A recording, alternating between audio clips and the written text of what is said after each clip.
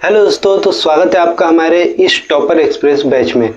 तो दोस्तों आज हम लोग करने वाले हैं क्लास 10 का पहला चैप्टर जिसका नाम है वास्तविक संख्या अर्थात रियल नंबर।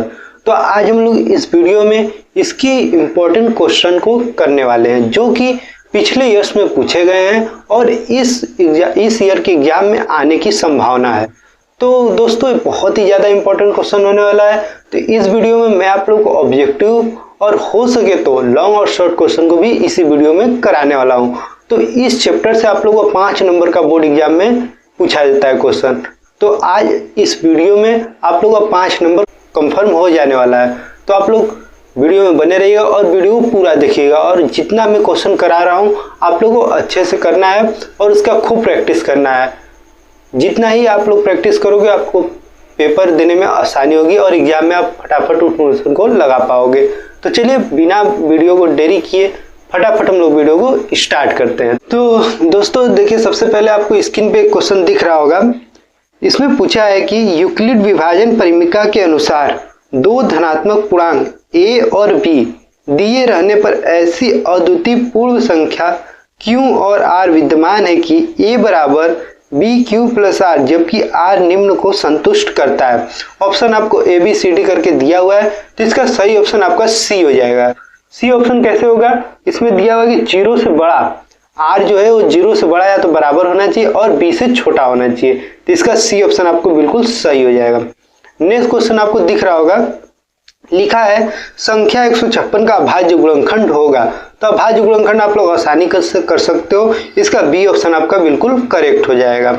उसके बाद हम लोग देखते हैं थर्ड नंबर पे, यदि 65 और 117 के एचसीएफ को 65 m-117 के रूप में व्यक्त किया जाए तो m का मान होगा।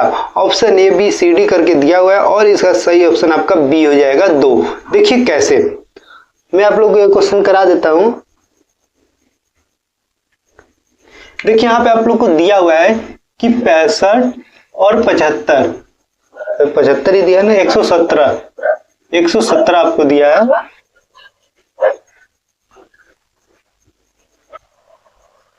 देखिए आपको दे रखा है 65 और 117 और इसको लिखा है कि 65 m-117 इसके बराबर है एचसीएफ के। तो सबसे पहले आप लोग इसका एचसीएफ लीजिए। तो एचसीएफ कैसे लिया जाता है? इसमें दोनों में सबसे कॉमन क्या है? 13। देखिए 13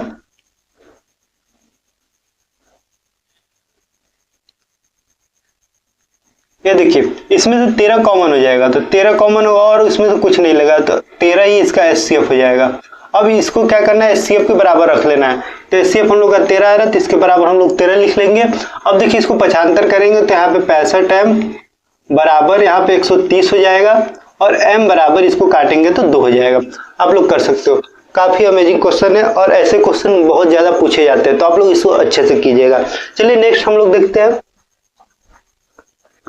तो देखिए आपकी स्क्रीन पे नेक्स्ट क्वेश्चन दिख रहा होगा, पूछा है कि किसी धनात्मक पूर्णांक p के लिए प्रत्येक धनात्मक विषम पूर्णांक का रूप होता है।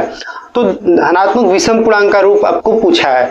तो देखिए ये 2019 और 2021 और 22 में पूछा गया क्वेश्चन है, तो आप लोग अच्छे से कीजिएगा। तो इसका सही ऑप्शन आपका डी ऑप्शन सही हो जाएगा,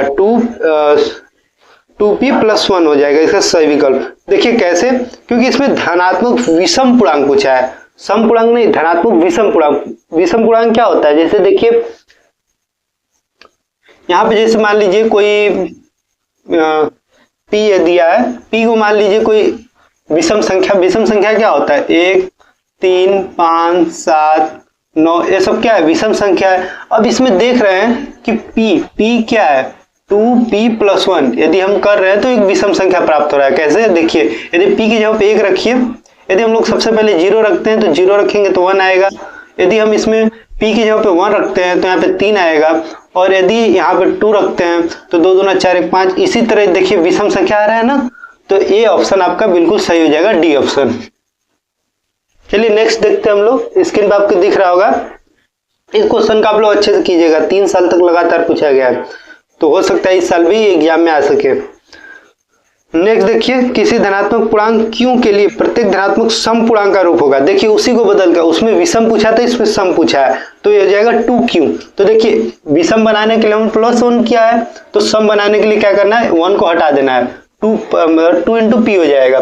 जैसे 1 2 3 होता है ना, तो इसको 2 इंटू पी कर सकते हैं। इसका सही ऑप्शन आपका सी हो जाएगा।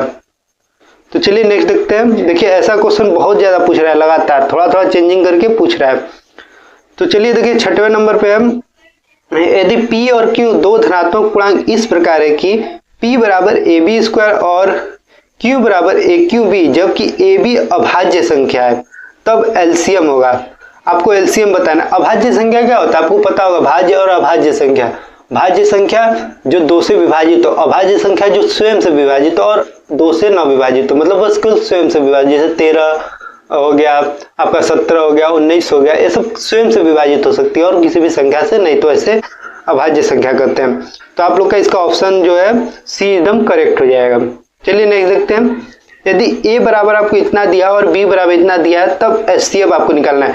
देखिए एचसीएफ में क्या होता है कि सबसे कॉमन चीज लेते हैं। तो देखिए 2 पे पावर घात 2 दिया है, इसमें कॉमन हो जाएगा, क्योंकि उस पे 2 पे, b वाले में दिया 2 पे घात 3, तो दोनों में से 2 पे पावर स्क्वायर कॉमन हो जाएगा, और फिर 3 पे पावर स्क्वायर कॉमन हो जाएगा, और 5 कॉमन हो जाएगा, और इसको तीनों को गुणा करेंगे तो 180 आएगा। आप लोग करके देख सकते हैं, इसका बी ऑप्शन एकदम करेक्ट हो जाएगा।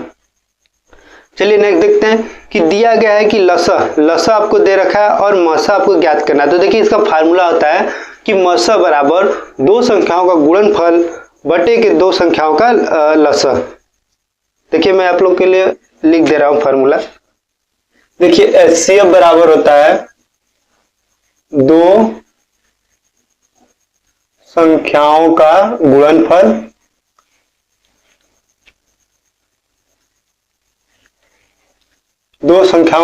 बटे के दोनों संख्याओं का एलसीएम। आप इसको अच्छे से याद कीजिएगा, एचसीएफ बराबर 2 संख्याओं का गुणनफल बटे के एलसीएम। यदि एलसीएम पूछ रहा है तो एलसीएम बराबर 2 संख्याओं का गुणनफल बटे के एचसीएफ। तो आप लोग इसको सॉल्व कर सकते हैं। क्वेश्चन दिया हुआ है हमको, आपको एलसीएम दिया हुआ है। एलसीएम कितना दिया हुआ है, एलसीएम आपका दे रखा है 3168, और मसा आपसे पूछा है, यानी एचसीएफ आपसे पूछा हुआ है। तो यहाँ पे रख दीजिए।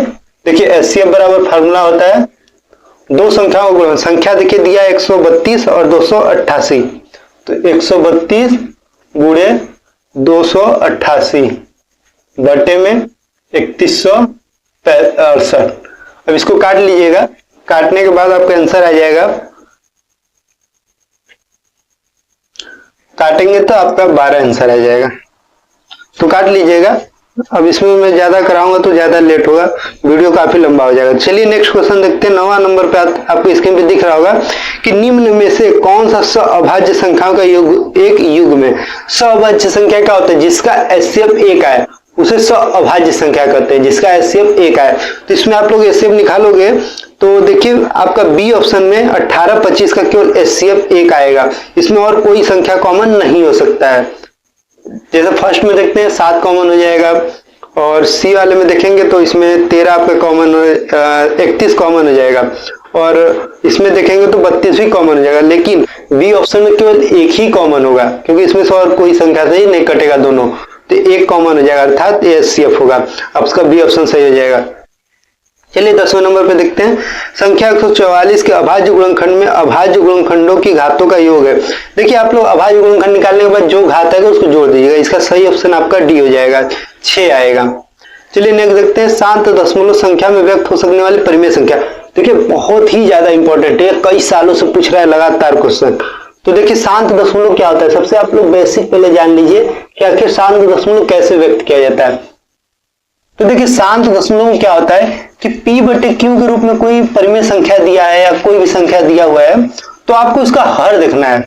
हर में देखिए जैसे कोई संख्या दिया है p बटे के q, तो आपको q में देखना है कि हर जो है उसमें 2n इंटू 5 पे पावर m के रूप में होना चाहिए, तभी ये शांत दशमलव होगा। यदि इसमें और कोई भी संख्या आ रहा है गुणा के साथ तो समझ लीजिएगा वो अशांत दशमलव होगा। तो देखिए ऑप्शन आपको दे रखा है, इस सभी में बारी बारी देख लीजिएगा। तो देखिए सी ऑप्शन जो है इसका करेक्ट होगा। क्यों? 625 किसका स्क्वायर होता है? आपको पता होगा 5 का स्क्वायर नहीं होता है, मतलब 5 का 4 बार गुणा करेंगे। देखिए 50 25 25 पांजे 125 125 पांजे 625 यानी 5 पे पावर 4 हो जाएगा। अब देखिए इसको इसके रूप में कैसे लाएंगे? एक तो मिल गया हमें कि 5 पे पावर m, लेकिन अब 2 के पावर n कैसे लाएंगे? तो देखिए 2 पे पावर हम लोग 0 लगा सकते हैं, इसको इस तरह लिख सकते हैं क्योंकि इसका मान 1 होता है और 1 का गुणा करेंगे तो वही आएगा। तो इस तरह इसको कर सकते हैं, यही शांत दशमलव होगा। यदि इसमें और कोई भी संख्या आ रहा है, जैसे और भी ऑप्शन में देखेंगे तो इसमें और भी संख्या आ जा रहा है, जैसे 2 3 या 6 का मल्टीप्लाई या 7 आ रहा है, तो ऐसे संख्या अशांत होते हैं। केवल प्योर यही आना चाहिए, तभी यह शांत दशमलव होगा। तो ऐसा क्वेश्चन बहुत ही ज्यादा पूछा जाता है, कई सालों से पूछा जा रहा है, इससे इसको बिल्कुल ही आप लोगों को कर लेना है। चलिए नेक्स्ट क्वेश्चन हम लोग देखते हैं 12 नंबर पे। उसी तरह क्वेश्चन पूछा है, देखिए कि शांत दशमलव संख्या में व्यक्त हो सकने वाली परिमेय संख्या होगी। देखिए इसमें शांत दशमलव फिर से पूछा हुआ है। तो देखिए अब इसमें देख सकते हैं बी ऑप्शन, देखिए इसमें आपको 7 भी दे दिया। बच्चे काफी कंफ्यूज होते हैं और सोचते हैं इसी को लगा दें, क्योंकि इसमें 2 और 5 दोनों है, लेकिन इसके साथ साथ 7 भी है। मैंने बताया था केवल यही आना चाहिए, इसके साथ और कोई भी मल्टीप्लाई नहीं होना चाहिए। तो इसका देखिए ऑप्शन सी देखिए ये भी 5 का ही स्क्वायर है। देखिए 625 में यदि 5 से फिर गुणा करेंगे तो 3125 आएगा। तो इसको हम लोग 5 पे पावर 5 है और 2 पे पावर 0 लगा के इसको इस फॉर्म में हम लोग बना सकते हैं। तो इसका ऑप्शन सी आपका करेक्ट हो जाएगा। चलिए नेक्स्ट देखते हैं। नेक्स्ट आपकी स्क्रीन पे दिख रहा होगा, पूछा है कि शून्येतर परिमेय संख्या और एक अपरिमेय संख्या का गुणनफल होता है। तो देखिए शून्येतर परिमेय मतलब शून्य को छोड़कर कोई भी परिमेय संख्या लीजिए और एक अपरिमेय संख्या लीजिए और उसका गुणनफल आपको बताना है कि क्या होगा, परिमेय होगा, अपरिमेय होगा, क्या होगा। आपको पता हो जाना चाहिए वह सदैव एक अपरिमेय संख्या होगा। जैसे एग्जाम्पल आप लोग दे सकते हैं, जैसे मान लीजिए 2 क्या है? एक परिमेय संख्या है और इंटू कर दीजिए √3 जो कि एक अपरिमेय संख्या है। तोड़ेंगे इसको, √3 का मान होता है 1414, गुणा करेंगे तो यहाँ पे 2828 हो जाएगा, जो कि एक अपरिमेय संख्या है। इससे प्रूफ होता है कि सदैव अपरिमेय संख्या ही रहेगा। तो ऐसे क्वेश्चन भी बहुत पूछे जाते हैं, इसको अच्छे से लगाइएगा। अब देखिए नेक्स्ट पूछा है पाई क्या है? एक पूर्ण संख्या है या एक परिमेय संख्या है या एक अपरिमेय संख्या है? इनमें से कोई नहीं। तो पाई का मान आप लोगों को पता होगा 22/7 होता है और 22/7 एक अपरिमेय संख्या है। यदि आप लोग भाग देते हो तो लगातार आता ही जाता है, तो ये अपरिमेय संख्या है, आप लोगों को याद रखना है। चलिए नेक्स्ट देखते हैं। नेक्स्ट आपको पूछा है 15, 18 और 24 का लसा। देखिए लसा निकालना बहुत ही सरल ट्रिक मैं आप लोगों को बता देता हूँ, लसा कैसे निकाला जाता है। बड़े से बड़े संख्या का लसा आप लोग आसानी से निकाल सकते हो। देखो कैसे, आप बिना पेन उठाए ही एलसीएम निकाल सकते हो। कोई भी संख्या दी हो, कितनी भी बड़ी संख्या क्यों न दिया हो। देखिए यहाँ पे हमको दिया है 15, 18 और 24। अब देखिए सबसे बड़ी संख्या को आप लोग इसमें देखिए 24 को आप लोग तोड़ सकते कैसे? देखिए आप लोग लिखिए 3 × 2 × 2 यानी 4 3 12, 12 दूना 8, सॉरी 3 दूना 6, 6 दूना 12 और 12 दूना 24। इसको ऐसे लिख सकते हो ना, 3 दूना 6, 6 दूना 12 और 12 दूना 24। अब देखिए 18 को हम लोग क्या लिख सकते हैं? 9 × 2। तो देखिए 2 पहले से यहाँ पे है और 9 में एक 3 है लेकिन एक 3 नहीं है, यानी 9 को हम लोग लिख सकते हैं ना 3 × 3, जिसमें से 3 एक तो है यहाँ पे लेकिन एक नहीं है, तो एक हम लोग यहाँ पे लिख लेंगे। अब 15 देखिए 15 को तोड़िए, 5 × 15, 3 तो पहले से है लेकिन 5 नहीं है, तो यहाँ पे 5 आप लोग को लिख लेना है। इसी तरह और भी रहता तो और भी कर सकते हो। तो देखिए इसमें प्रैक्टिस कीजिए, बहुत ही आसान है, आप लोग मन में ही कर लोगे, पेन भी उठाने की जरूरत नहीं पड़ेगी। तो देखिए यहाँ पे गुणा कीजिए, 3 दूना 6, 6 दूना 12, 12 दूना 24 और 5 × 15। अब 15 और 24 को गुणा कीजिए तो 5 × 4 = 20, 5 दूना 10, 4 14, 2 16 और 2 1 3, 360। अब इसका मैंने गुणा कैसे कर लिया, इसका ट्रिक मैं आपको शॉर्ट वीडियो में बताया है, तो जाकर आप लोग शॉर्ट वीडियो जरूर देखिएगा कि कैसे गुणा किया जाता है। चलिए नेक्स्ट क्वेश्चन हम लोग देखते हैं। नेक्स्ट क्वेश्चन देखिए आपकी स्क्रीन पे दिख रहा होगा, पूछा है कि एक संख्या को जब 73 से भाग दिया जाता है तो भागफल 34 तथा शेषफल 23 प्राप्त होता है, संख्या ज्ञात कीजिए। देखिए इसका फार्मूला होता है विभाज्य बराबर भाजक गुणित भागफल प्लस शेषफल। आपको दिया है, आप लोग रख लीजिएगा, आपको भाजक दिया है, भागफल दिया है, शेषफल दिया है, आप लोग रख के आसानी से निकाल लीजिएगा विभाज्य। चलिए फार्मूला मैं आप लोगों को लिखवा देता हूं। देखिए फार्मूला क्या होता है, विभाज्य बराबर भाजक गुणे भागफल प्लस शेषफल। अब इसमें जो जो दिया आप लोग रख लीजिएगा और इसको निकाल लीजिएगा। विभाज्य बराबर भाजक गुणे भागफल प्लस शेषफल, आप लोग ला लीजिए अच्छे से। तो इसका ऑप्शन मैं आप लोगों को बता दे रहा हूं, इसका ऑप्शन ए सही आ जाएगा आपका 2505। चलिए नेक्स्ट देखते हैं। दिया है एचसीएफ, एचसीएफ आपको दिया, एलसीएम आपको निकालना, मैंने पहले ही फार्मूला लिखवा दिया है। तो आप लोग एलसीएम की जगह पे इस बार आपको एलसीएम पूछा, उस बार एचसीएफ पूछा था, तो एचसीएफ को रख दीजिएगा, एलसीएम निकाल लीजिएगा। तो मैं आप लोगों को इसका ऑप्शन सही बता दे रहा हूं कौन सा सही होगा, तो ऑप्शन सी आपका बिल्कुल सही हो जाएगा। चलिए नेक्स्ट देखते हैं। नेक्स्ट 148 बटे 185 का सरलतम रूप ज्ञात कीजिए। देखिए सरलतम रूप आपको ज्ञात करना है। देखिए ऐसे क्वेश्चन इस साल पूछने की संभावना है, तो आप लोग इसे अच्छे से देखिएगा।